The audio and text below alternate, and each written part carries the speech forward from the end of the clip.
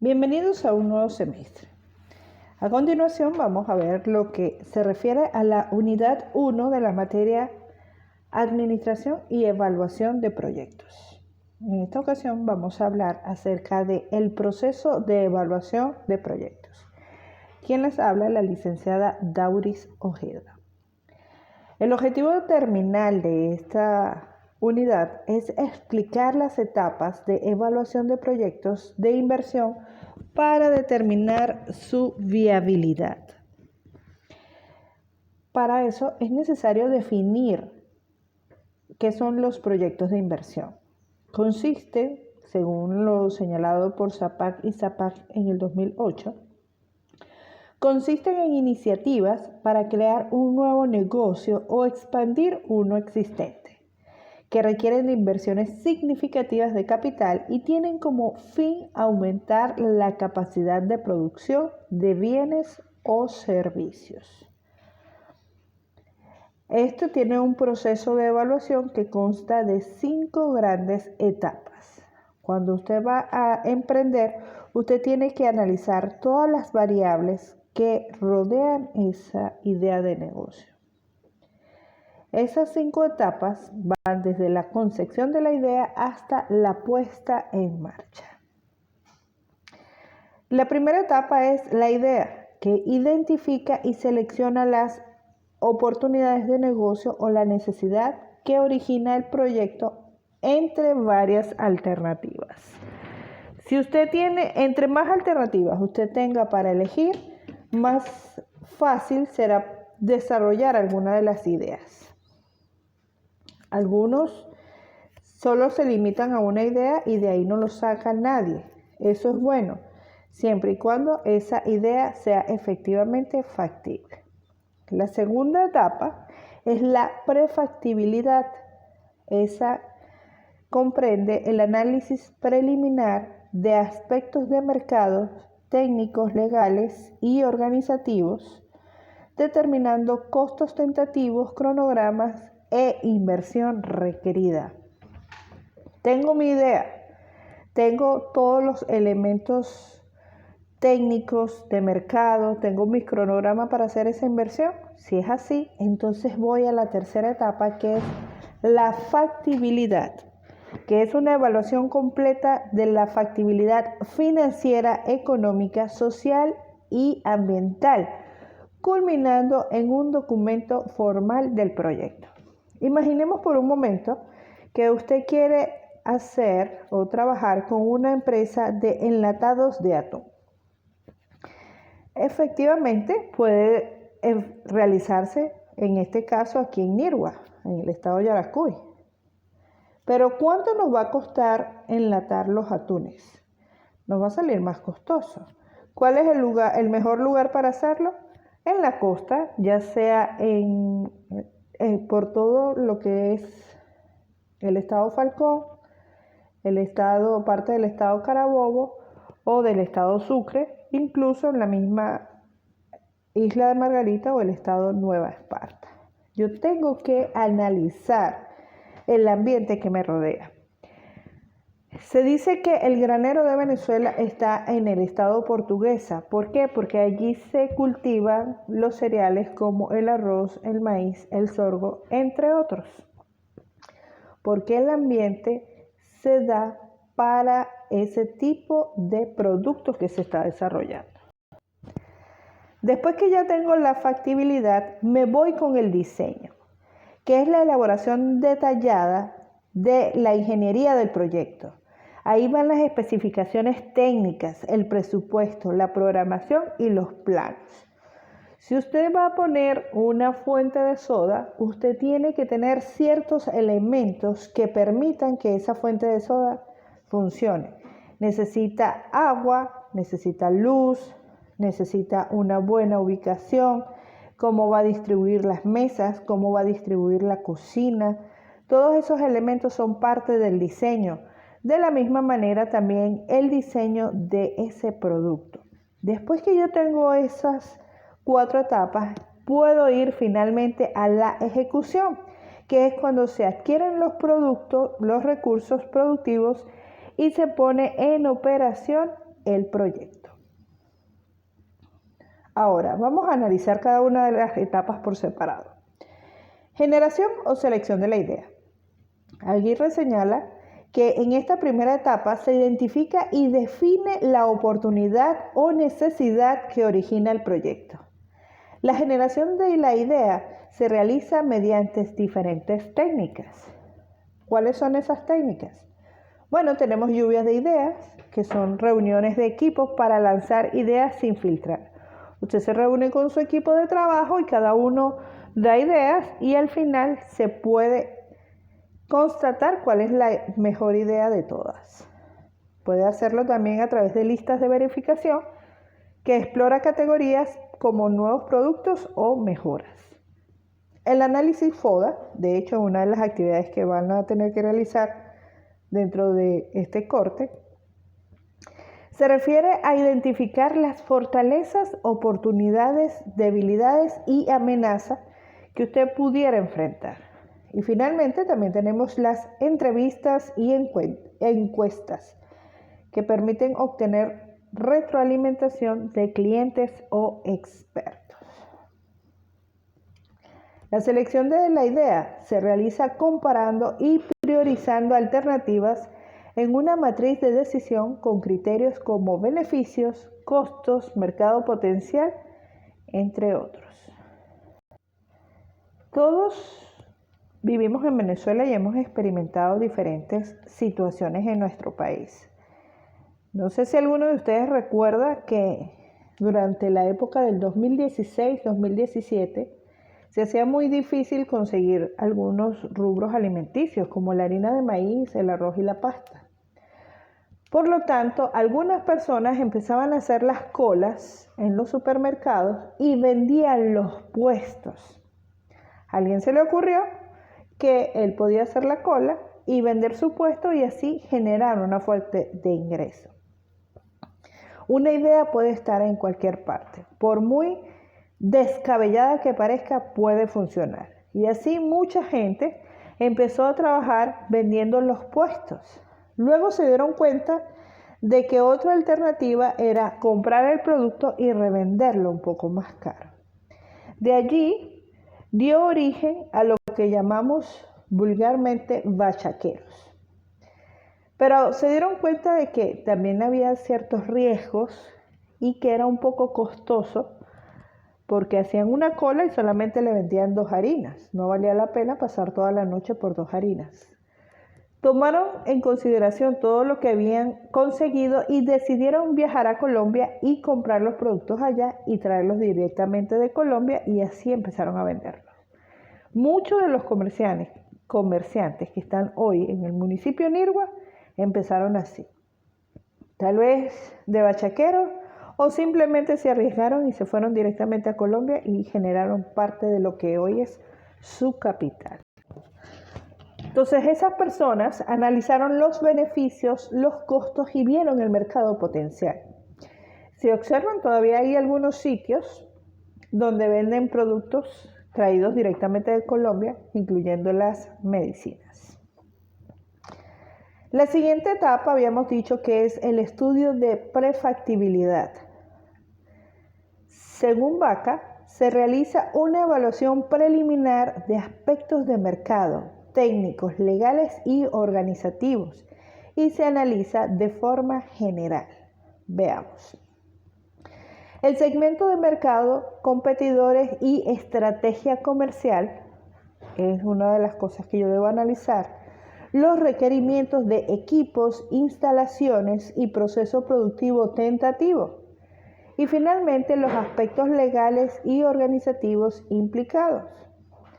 Asimismo, se determinan las estimaciones preliminares de costos de inversión, costos de operación y un cronograma tentativo, como dijimos anteriormente. Yo tengo que ver si el producto que yo estoy desarrollando vale la pena hacerlo.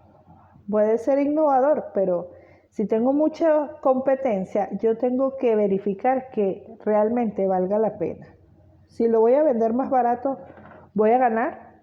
Si lo voy a vender más caro, ¿es porque la calidad es mejor? ¿Qué equipos necesito? No solamente me refiero a los equipos que necesite para hacer ese producto, también necesito la ubicación, porque entre más estratégico, mejor es. Y los aspectos legales. ¿Qué quiere decir esto? Bueno, hay ciertas zonas en cada municipio del país que está dedicada solamente a la zona industrial. Si yo voy a desarrollar un producto como por ejemplo pintura, yo tengo que trabajar específicamente en las zonas industriales. No puedo trabajarlos en las zonas comerciales o residenciales. Si yo lo hiciera, es posible que tenga consecuencias legales y eso pueda afectar el buen desenvolvimiento de mi negocio.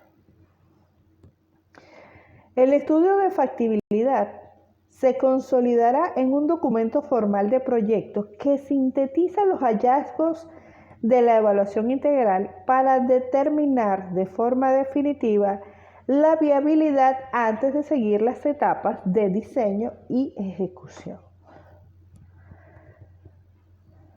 ¿Qué es el diseño del proyecto? Bueno, ahí yo voy a tomar las especificaciones técnicas del producto o servicio, el proceso productivo, adquisición de equipos definitivos, planos y prototipos, definición de mecanismos de control, elaboración de un presupuesto detallado y programación y cronograma de ejecución. Cuando nosotros nos atrevemos a emprender, tenemos que tomar en consideración todos los aspectos técnicos que nos van a servir para nuestro producto. Si yo estoy haciendo helados, yo tengo que considerar que necesito cierto equipo de refrigeración específico para que el helado no me quede como si fuera un bloque de hielo. O tal vez necesito algún tipo de batidora o de licuadora que me ayude a mejorar ese proceso. Yo tengo que tener en consideración todos esos elementos, aparte de que yo tengo que tener un plano estimado del lugar donde yo voy a desarrollar esa actividad. Tengo que definir cómo lo voy a controlar, cómo lo voy a desarrollar. Y por supuesto, para hacer todo eso necesito un presupuesto de cada uno de los elementos que intervienen en el diseño de ese proyecto, para así finalmente hacer el cronograma de ejecución. ¿Cuándo espero empezar? ¿Cuánto espero ganar? ¿Y a partir de cuándo? Eso nos va a llevar a la ejecución y puesta en marcha. En esta se adquieren los equipos, se construye la infraestructura y se contrata el personal y se realizan pruebas hasta el inicio formal de las operaciones, según señala Aguirre. Se debe monitorear continuamente el cumplimiento del cronograma, el presupuesto y las especificaciones y por supuesto la calidad durante esta etapa para realizar ajustes o mitigar imprevistos. A pesar de que usted se prepare, a pesar de que usted analice cada una de las variables que pudieran afectarlo, siempre va a haber algo que se le pasó por alto o que a lo mejor usted estimó por debajo de lo esperado. Alejandro Magno decía, de pequeños principios resultan grandes fines. No hay ideas pequeñas, cada una de esas ideas puede desarrollarse hasta tener un resultado final que sea valioso. Estudios de evaluación. ¿A qué se refiere? Bueno, en principio se refiere a un estudio de mercado. Es esencial para determinar la demanda potencial del producto o servicio, los precios, los competidores, las estrategias de marketing y cómo van a proyectar esas ventas. Puede hacerse a través de investigación del consumidor, a través de encuestas, focus groups, que son grupos focales. Puedo hacer un análisis de la oferta y la competencia, definir estrategias de marketing mix y la proyección de ventas en unidades monetarias. No solamente en cantidades de productos, sino en unidades monetarias. Un ejemplo de este estudio de mercado fue el que realizó la empresa DoGourmet hace aproximadamente 10 años. ellos vinieron para hacerle la competencia a dos importantes empresas que estaban en el rubro de alimentos para perros en ese momento. Uno de ellos era Dog Chow. Dog Chow era el alimento por excelencia, era importado. También se producía una parte aquí, pero era sumamente costoso. Y habían otros que eran un poco más económicos, pero el resultado que producían los animales no era el beneficioso, o por lo menos no era muy atractivo. ¿Qué decidió hacer esta gente? Hacer un producto que no fuera tan costoso como el Dog Chow, ni tan económico como en ese momento estaba Supercam. Decidieron hacer este producto. Como parte de su estrategia de mercado, ellos decidieron que a las personas que se registraran en su página web, ellos le iban a regalar 1 kilo de perrarina y lo iban a llevar a su casa donde quiera que ésta fuera. Yo me arriesgué a hacer la prueba y les escribí y registré a mi perra. Efectivamente, 15 días después llegaron a la residencia donde yo vivía en Barquisimeto y me llevaron 1 kilo de perrarina sin ningún tipo de costo. Ni siquiera tuve que pagarle a la gente del envío. ¿Qué esperaban ellos? Ellos esperaban que después que mi perra comiera ese alimento, yo les compartiera fotos de mi mascota y pudiera decirles qué me parecía a mí el producto. Posteriormente, yo podía comprarlo en cualquier supermercado. Esa fue una estrategia muy ambiciosa. ¿Cuánto producto tuvieron que repartir? Me imagino que mucho. Pero los beneficios que tuvo a largo plazo son significativos. Tanto que en este momento solamente empresas grandes o supermercados muy grandes pueden comprar los productos Dog Chow, pero usted puede conseguir Dog Gourmet en casi todos los negocios en el territorio nacional. Entonces ellos hicieron todo este análisis, analizaron su competencia, analizaron la oferta, analizaron la que les decía el consumidor, hicieron su propia proyección de ventas. El estudio técnico, en este se analiza el proceso productivo, la localización de las instalaciones, como comentábamos anteriormente, y los requerimientos de equipos, insumos y tecnología. ¿A qué se refiere? Bueno, yo debo tener una descripción completa del proceso productivo y las tecnologías que yo necesito. Analizar y calcular la capacidad instalada, es decir, con cuánto espacio, con cuánta maquinaria puedo trabajar y cuánto me va a producir. También tengo que determinar la localización óptima. Si analizamos nuestro país, nos damos cuenta que todo lo que tiene que ver con la zona centro-occidental y central son las que están mejor abastecidas, pero lo que tiene que ver con los estados que se encuentran al sur del país es un poco más complicado y costoso. Si usted se va a zonas como el estado Bolívar, el estado Amazonas, aún el mismo estado del Tamacuro, no tienen tanta producción, no tienen tantos productos como tienen los de la zona central. ¿Dónde están las grandes empresas? En Carabobo, Aragua, por supuesto el Distrito Capital, Miranda, y también hay parte en el estado Lara. Por supuesto, si yo voy a trabajar con un producto, yo tengo que ver dónde se sacó el producto. Yo no voy a poner una refinería de petróleo en Nirgua, porque ¿dónde está el petróleo? O el petróleo está en el estado Zulia o está en el estado Bolívar o Amazonas, dependiendo de por qué parte de la vertiente del Orinoco esté yo extrayendo el petróleo. Yo tengo que tener especificaciones de equipo necesario, pero para eso yo tengo que considerarlo antes, no cuando lo estoy desarrollando. Y finalmente tengo que tener la distribución de la planta y el flujo de las operaciones.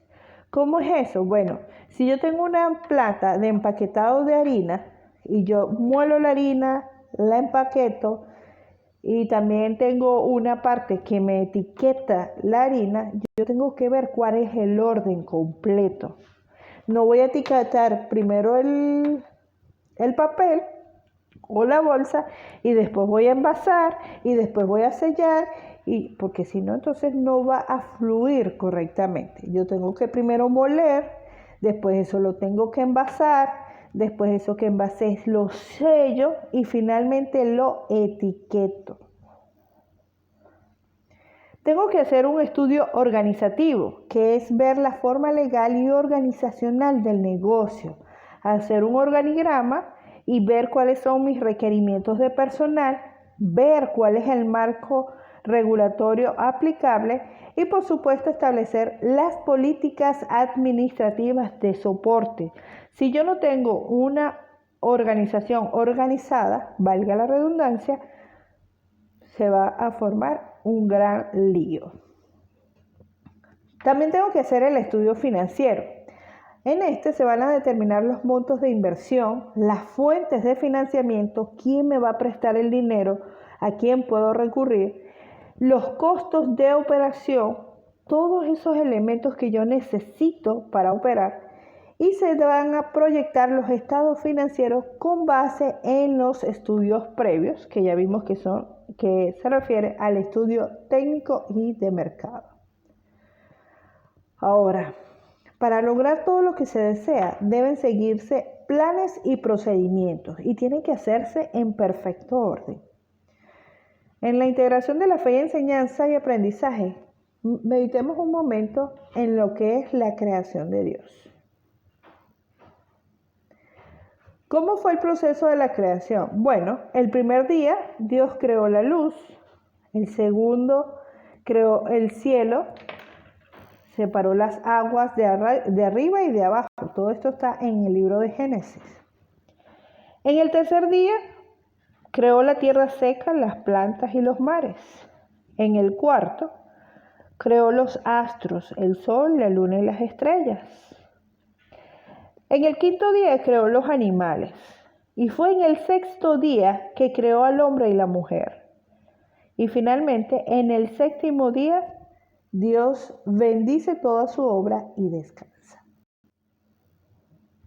Ahora, medita lo siguiente. Para crear al hombre, Dios primero preparó la tierra.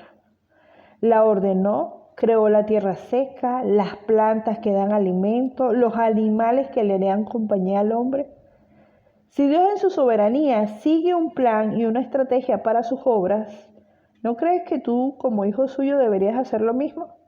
¿Te imaginas que en el primer día Dios hubiera creado al hombre y después hubiera separado las aguas y puesto el sol, la luz? Eso hubiera sido un desorden.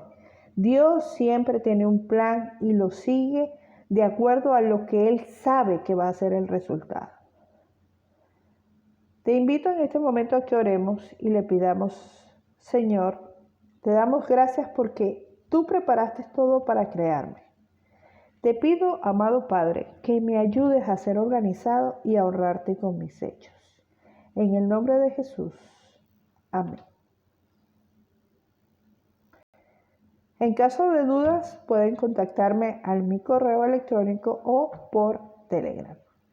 Que Dios les bendiga.